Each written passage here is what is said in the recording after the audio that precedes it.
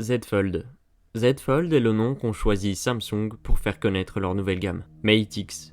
Mate X est le nom qu'ont choisi Huawei pour faire connaître leur nouvelle gamme. Que ce soit Samsung ou Huawei, chacun à travers ces noms ont fait l'introduction sur le marché de leur nouveau produit, le smartphone pliable.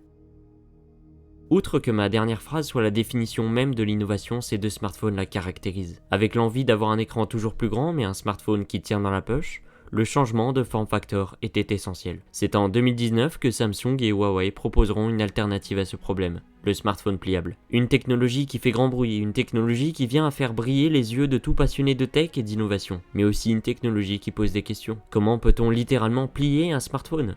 Si les matériaux sont chers, le produit fini l'est-il d'autant plus ? La tablette va-t-elle mourir ?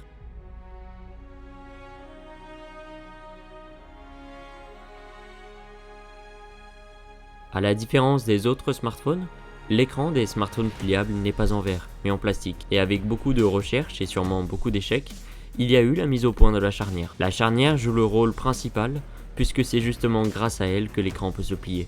Sans charnière, aucun mouvement n'est possible. Que ce soit cette charnière ou le téléphone en lui-même, Samsung nous informait justement que certains de ses composants avaient un coût plus élevé encore que l'or, ce qui explique pourquoi on retrouve la majorité des smartphones pliables au-dessus de la barre des 2000 €. Ce prix est-il figé ? Non. Comme souvent, lorsque la concurrence apparaît, les prix baissent. On peut donc imaginer, même si c'est à moindre mesure, que les prix des smartphones pliables vont baisser avec le temps. Mais avec un smartphone à plus de 2000 €, peut-on dire que la tablette va mourir ?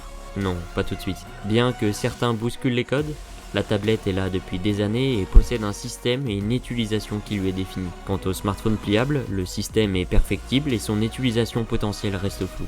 Même si le smartphone pliable est pour moi le futur, il n'est pas le présent. En effet, nous sommes qu'aux prémices du pliable. La tablette en est à son apogée.